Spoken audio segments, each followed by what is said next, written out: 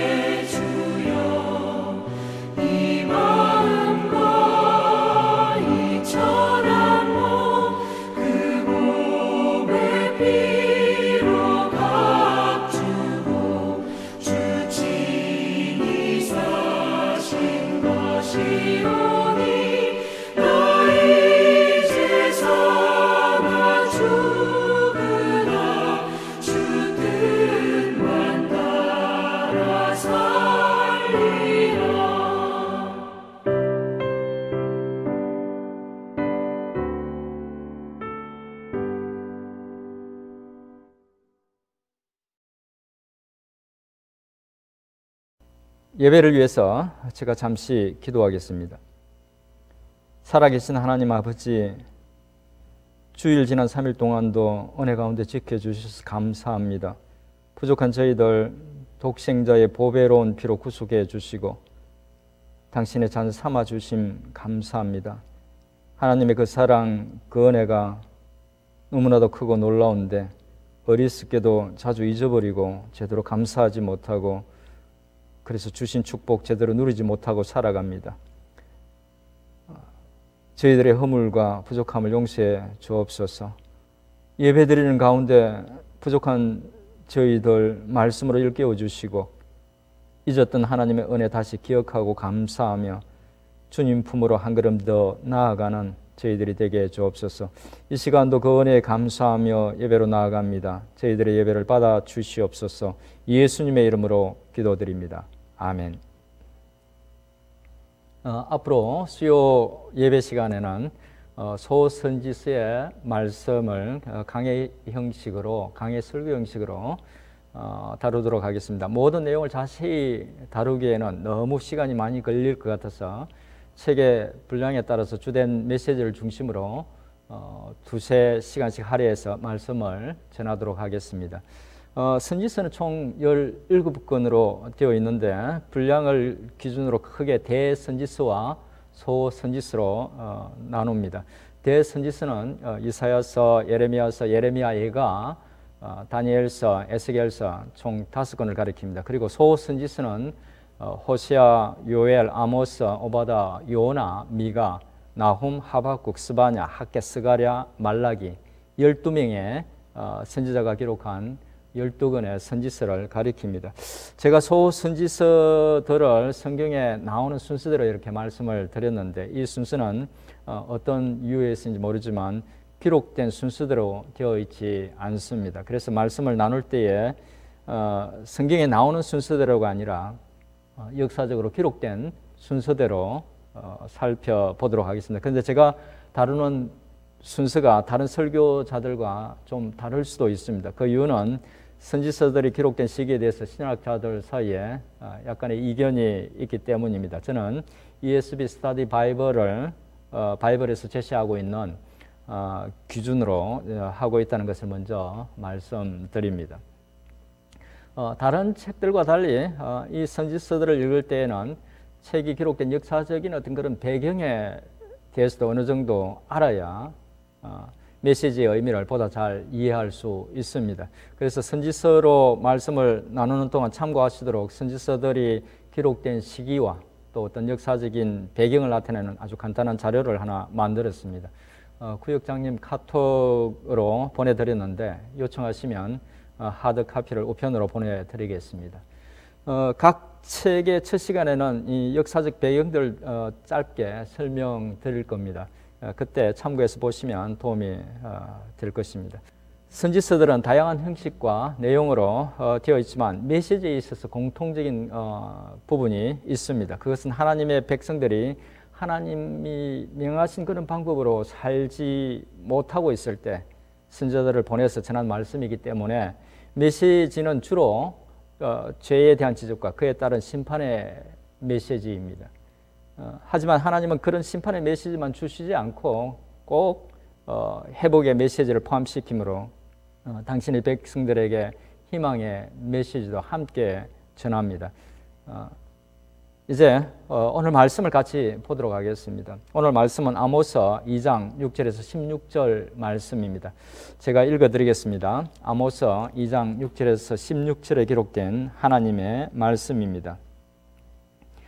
여호와께서 이와 같이 말씀하시되 이스라엘의 서너 가지 죄로 말미암아 내가 그 벌을 돌이키지 아니하리니 이는 그들이 은을 받고 의인을 팔며 흰 한 켤레를 받고 가난한 자를 팔며 힘없는 자의 머리를 티끌 먼지 속에 발로 밟고 연약한 자의 길을 굽게 하며 아버지와 아들이 한 젊은 여인에게 다녀서 내 거룩한 이름을 더럽히며 모든 제단 옆에서 전당 잡은 옷 위에 누우며 그들의 신전에서 벌금으로 얻은 포도주를 마심이니라.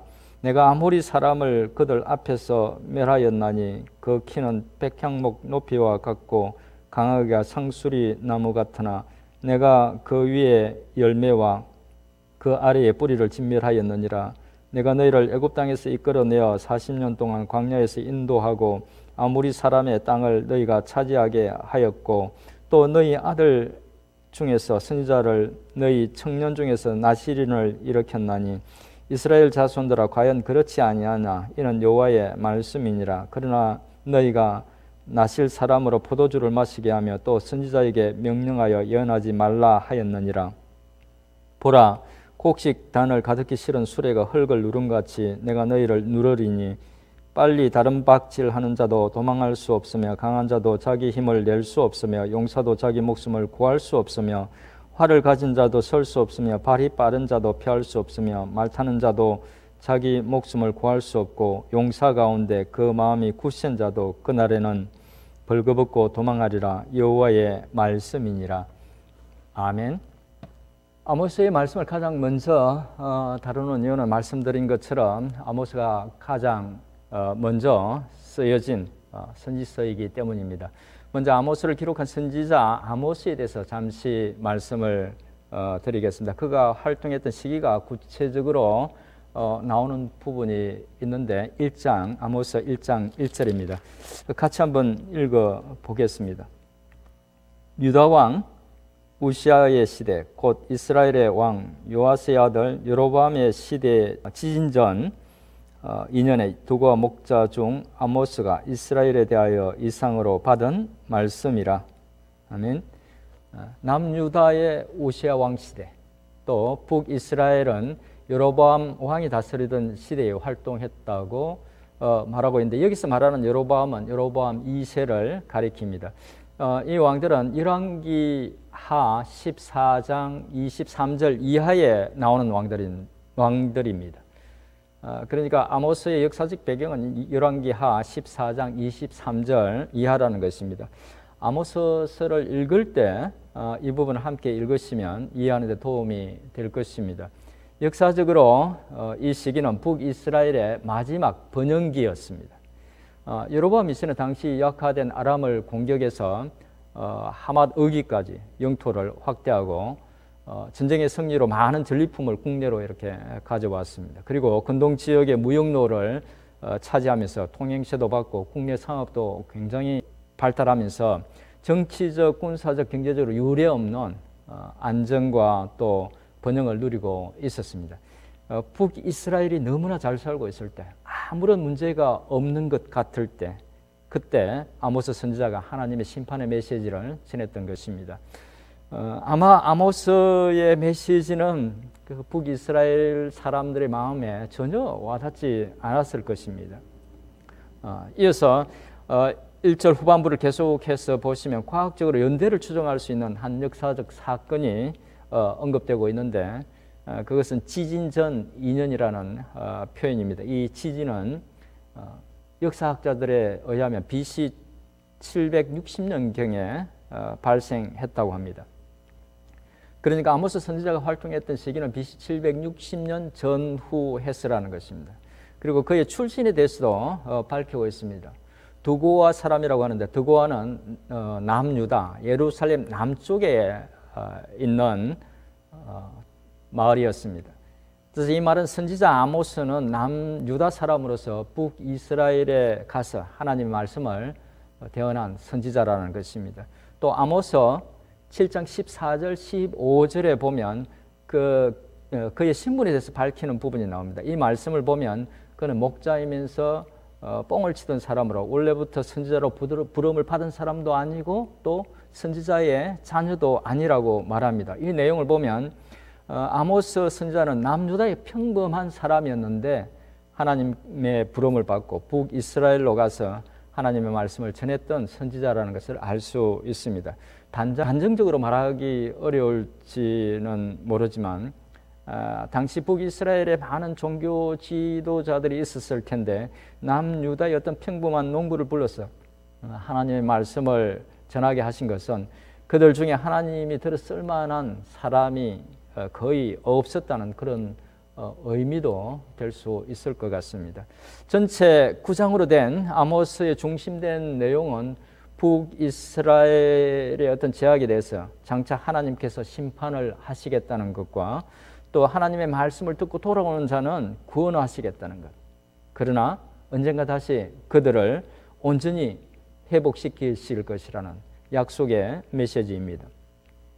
오늘 본문 말씀 좀 더 자세히 살펴보면서 의미와 주시는 교훈을 생각해 보도록 하겠습니다. 본문은 크게 세 가지 내용으로 구성되어 있습니다. 첫째는 북이스라엘이 저지른 죄, 둘째는 하나님이 과거에 베풀어 주셨던 그 은혜에 대한 이야기, 세 번째 내용은 하나님이 그들을 어떻게 심판하실지에 대한 내용입니다. 그럼 먼저 하나님께서 지적하고 있는 북이스라엘의 죄가 어떤 것인지 살펴보겠습니다.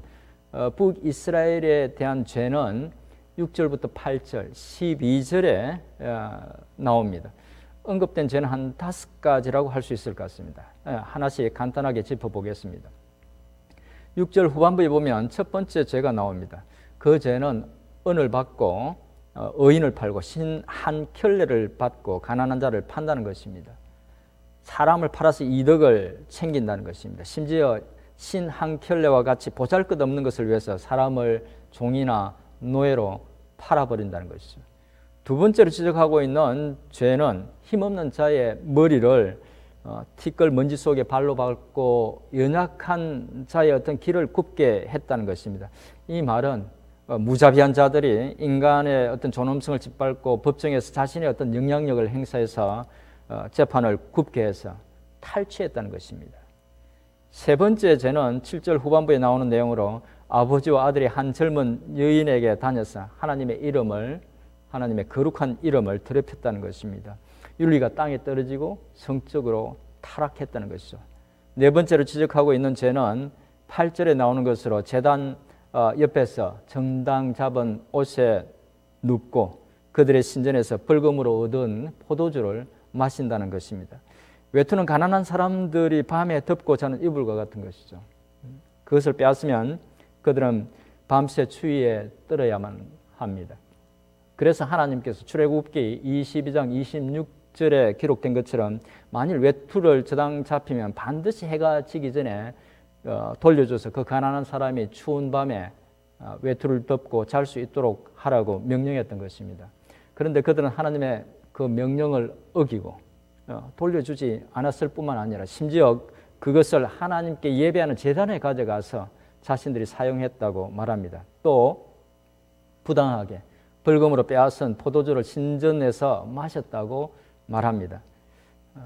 그런데 그들은 왜 하필이면 그 많은 곳 중에서 제단에서 신전에서 그랬을까요? 또 이 말의 의미는 무엇일까요? 자신들의 어떤 행위에 대해서 부끄러움을 몰랐다는 것이죠. 그러면서도 종교적인 행위는 계속했다는 것입니다. 다섯 번째 지적하고 있는 죄는 12절에 나오는 내용으로 신앙적인 타락입니다. 여기서 언급하고 있는 그들의 신앙적인 죄는 두 가지입니다. 하나는 나시린에 대한 것이고 또 다른 하나는 선지자에 관한 것입니다.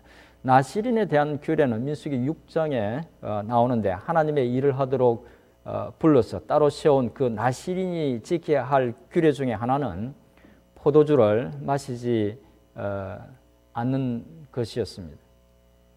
하지만 하나님이 주신 규례를 무시하고 나시린들에게 포도주를 마시게 했던 것입니다. 하나님이 주신 규례를 완전히 무시했던 것이죠. 더 큰 신앙적인 죄는 선지자들이 예언하지 못하도록 했다는 것입니다.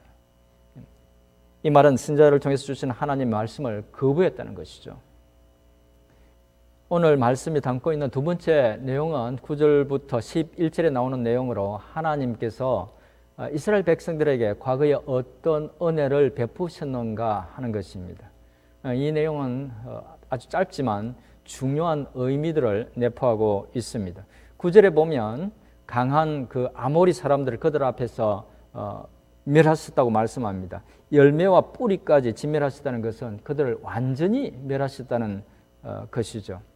아모리 사람들은 가나안 땅에 살고 있던 기골이 장대한 한 부족을 가리키기도 하지만 가나안 땅에 사는 사람들을 모두를 가리키는 대명사와도 같은 의미로도 쓰입니다. 여기서 그런 의미로 사용되고 있는데 하나님께서 가나안 땅을 이스라엘 백성들에게 줄 때 그렇게 강한 사람들을 완전히 정복한 것은 그들의 힘이 아니라 하나님의 능력으로 그렇게 했다는 것을 상기시켜 주기 위해서 이 아모리 사람들을 특별히 언급한 것으로 이해하시면 됩니다. 그들이 넘볼 수 없는 사람들을 하나님이 진멸하게 하고 그 땅을 그들에게 주셨다는 것을 다시 한번 일깨워 주시려는 것이죠. 아모리 족속을 언급한 또 다른 이유는 그들을 진멸한 이유에 대해서 상기시키 주기 위한 그런 것으로도 이해할 수 있습니다. 하나님께서 아모리 족속을 진멸하신 이유는 창세기 15장 16절에 잠깐 언급되고 있는데 그들의 죄악 때문이었습니다. 하나님께서 그 땅에서 진멸시킨 아모리 족속들의 어떤 죄악을 이제 이스라엘 백성들이 저지르고 있다는 것을 암시하는 것으로 볼 수 있다는 것입니다. 이어서 그 이전에 있었던 더 중요한 출애굽 사건, 그리고 또 광야에서 인도하셨던 그 일을 언급합니다. 역사적으로 돌이켜볼 때 하나님께서 그들에게 특별하셨다는 겁니다. 뿐만 아니라 그들 중에서 선지자와 나시린을 이렇게 해서 하나님 뜻 가운데서 살아가도록 하셨다는 것을 상기시켜 줍니다. 이 짧은 과거 사건에 대한 언급은 하나님이 이스라엘 백성들에게 특별한 은혜를 베푸셨고 그들은 하나님께 특별한 존재였다는 것입니다. 그런데 그 은혜를 모르고 하나님이 가증히 여기시는 죄악을 저지르고 있다는 것이죠. 세 번째 내용은 13절 이하에 나오는 내용으로 앞에서 언급한 그런 죄악들 때문에 하나님이 은혜를 모르는 이스라엘 백성들, 그들을 심판하실 것이라는 것입니다. 13절을 보면 장차 하나님이 북이스라엘에게 내리실 심판은 마치 곡식단을 가득히 실은 수레가 흙을 누름같이 그들을 심판할 것이라고 말합니다. 어린 시절 논에서 일해 보신 분들은 이것이 어떤 의미인지 금방 아실 것입니다. 약간 물기가 있는 논에 수레를 가져와서 곡식을 가득 실으면 바퀴가 흙을 짓눌러서 진창이 되게 합니다. 하나님께서 북이스라엘을 그렇게 심판하시겠다는 것이죠. 그리고 그런 심판이 임할 때에 빠른 자도, 강한 자도, 용사도, 활을 가진 자도, 말을 타는 자도 피할 수 없고 목숨도 구할 수 없고 가장 용맹한 자는 겨우 벌거벗고 도망할 것이라고 말합니다. 그 심판날이 되면 재앙이 모든 사람에게 임하고 또 그만큼 무서울 것이라는 것입니다. 오늘 말씀은 하나님께서 아모스 선지자를 통해서 주신 북이스라엘의 죄와 또 그에 따른 하나님의 심판의 메시지입니다.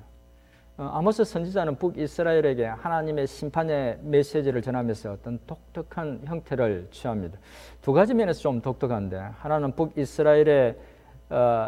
북이스라엘에게 죄와 심판에 대한 메시지를 주기 전에 먼저 다른 주변 나라들에 대한 죄와 심판에 대한 메시지를 먼저 이야기한다는 것입니다.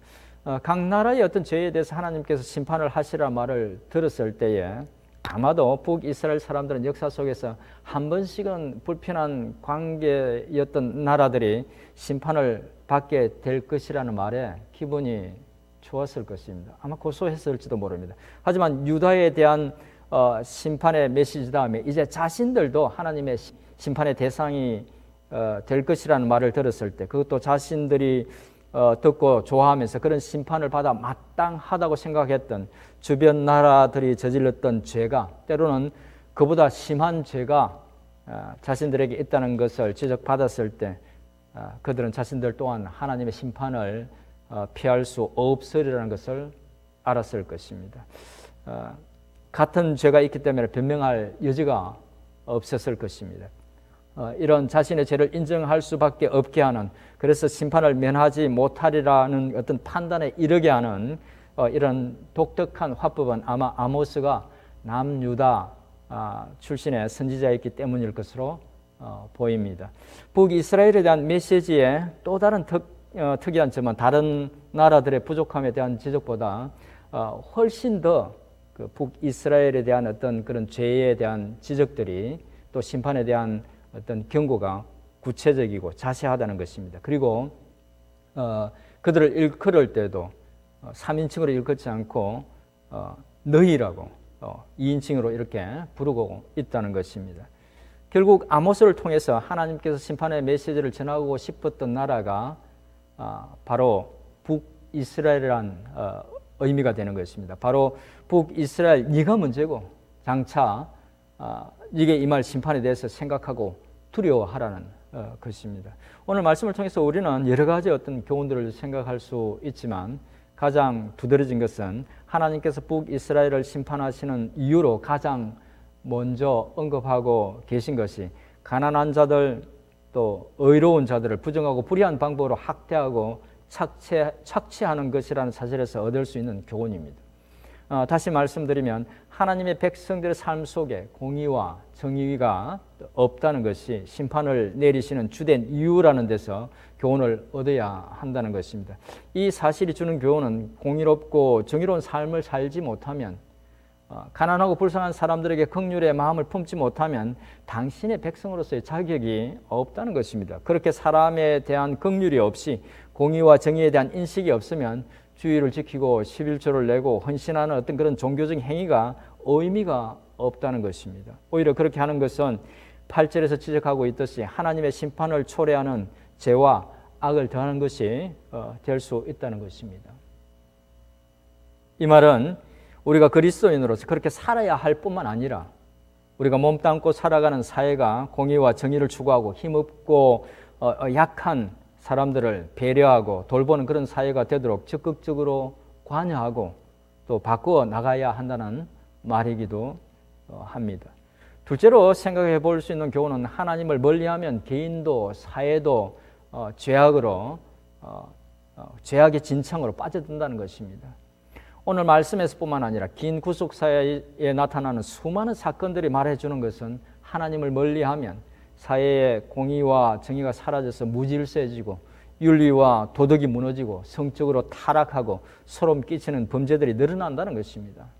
사실 그런 현상은 당연한 것입니다. 왜냐하면 하나님으로부터 멀어지면 의식하고 조심해야 될 그런 존재가 없어지기 때문에 사람들은 자기 본능대로 욕망대로 살게 됩니다. 인간이 인간으로서 품위를 유지하고 존엄성을 지킬 수 있는 방법은 인간을 창조하신 그분의 품속에서 그분이 가르쳐 주신 방식대로 사는 것입니다.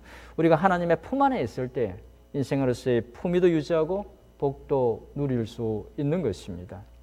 실제로 생각해 볼 수 있는 교훈은 그렇게 하나님으로부터 멀어져서 죄악에 빠지지 않기 위해서는 하나님의 은혜를 기억하고 감사해야 한다는 것입니다.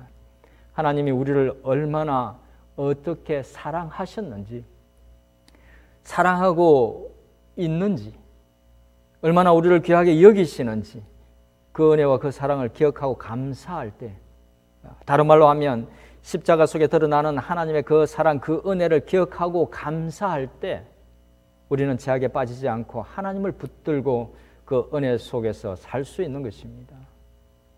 이제 말씀을 정리하겠습니다. 오늘 말씀은 하나님께서 아모스 선지자를 통해서 북이스라엘의 죄악을 지적하고 그에 따른 심판을 경고하는 말씀이었습니다. 말씀 속에서 분명하게 알 수 있는 것은 하나님의 심판의 원인이 다름이 아닌 그들의 삶 속에 또 그들이 살아가는 사회 속에 공의와 정의와 긍휼과 인애가 없었다는 것과 하나님을 멀리했다는 것, 그리고 하나님의 은혜를 잊어버렸다는 것입니다. 이 사실이 교훈해 주는 것은 곧 하나님께서 당신의 백성들이 당신의 말씀과 가르침에 귀를 기울이기를 원하실 뿐만 아니라 그들의 삶 속에 그리고 그들이 살아가는 사회 속에 공의와 또 정의와 긍휼과 인애가 드러나기를 원하신다는 것입니다. 하나님의 자녀로서 당신의 거룩한 성품을 드러내기를 또 그렇게 드러내면서 살아가기를 원하신다는 것이죠. 또 하나님의 은혜를 잊지 말아야 한다는 것입니다. 그래야 복된 삶을 살 수 있다는 것입니다. 말씀을 통해서 주시는 교훈을 기억하고 신앙의 폭을 더욱 넓혀서 우리가 살아가는 세상 속에 선한 영향을 미치는, 그래서 하나님께 영광을 돌려드리는 우리 모두의 삶이 될 수 있기를 주님의 이름으로 축원드립니다. 기도하겠습니다. 하나님 아버지, 오늘도 생명의 말씀으로 저희를 교훈해 주신 감사합니다. 여전히 부족한 삶을 살고 있지만 그럼에도 불구하고 용서하시고 용납하신 하나님의 사랑과 긍휼과 은혜에 진심으로 감사드립니다. 말씀을 통해서 주신 교훈들 머릿속에만 담아두지 말고 손으로 발로 행하는 저희들이 되게 주옵소서. 아는 것만큼 삶을 살아내는 저희가 될 수 있도록 도와주시옵소서. 무엇보다 인격적으로 조금씩이나마 주님을 닮아가는 저희들이 되게 해 주옵소서. 오늘 말씀을 통해 주신 교훈처럼 저희에게 세상을 향한 소명이 있음을 기억하게 하옵소서. 그 속에 공의와 정의가 세워질 수 있도록 수고하고 연약하고 또 가난한 사람들에게 마음을 쓰는 저희들이 되게 해 주옵소서. 특별히 원하옵기는 저희들 코로나 사태 때문에 어쩔 수 없이 장시간 좁은 공간 속에서 일상 생활을 반복하게 됩니다. 그 때문에 예민해지고 지치지 않도록 은혜를 베풀어 주옵소서. 저희 중에 있는 연약하고 연로한 성도들 바이러스로 인해서 어려움 당하지 않도록 지켜 주옵소서. 무엇보다 치료제가 빨리 개발돼서 이전의 일상으로 돌아갈 수 있도록 은혜를 베풀어 주옵소서. 오늘도 예배 후 함께 기도로 나아갈 때 하나님 아버지 저희의 기도 들으시고 응답해 주옵소서. 예수님의 이름으로 기도드립니다. 아멘. 이제 예배를 끝내고 함께 기도할 때 먼저 공동 기도 제목으로 기도하시고 개인 기도해 주시면 감사하겠습니다. 이제 함께 기도할 공동 기도 제목 알려드리겠습니다. 요즘 한국도 미국도 정치적으로 사회적으로 굉장히 혼란스럽고 또 어려운 가운데 있습니다. 한국과 미국을 위해서 함께 기도했으면 좋겠습니다. 이 코로나 바이러스 사태가 빨리 끝나서 모든 생활이 정상적으로 될 수 있도록 또한 기도해 주시기 바랍니다. 연약한 분들을 위해서 기도하실 때에 김성경 집사님, 김영자 권사님, 김진대 집사님, 유기봉 집사님, 신추월 권사님, 황정희 집사님의 건강을 위해서 기도해 주시기 바랍니다. 그리고 연로하신 애녹회 회원들을 위해서도 기도해 주시기 바랍니다. 파송 선교사님들을 위해서 기도하실 때 임바울 장영심 선교사님, 정윤호 오경자 선교사님, 이주혜 선교사님의 건강과 사역을 위해서도 기도해 주시기 바랍니다. 또 폐암으로 투병하고 있는 가형호 선교사님의 건강과 회복을 위해서도 기도해 주시기 바랍니다. 그리고 주일 예배와 수요 예배, 복음과 삶 줌 성경 공부를 위해서 또 9월 14일부터 담임 목사님이 하시는 데일리 바이트 그리고 중고등부 학생들을 위한 위클리 줌 미팅을 위해서도 기도해 주시기 바랍니다. 특별히 인터넷 실시간으로 드리는 주일 예배가 순조롭게 잘 진행되도록 기도해 주시기 바랍니다. 이제 다 같이 기도하겠습니다.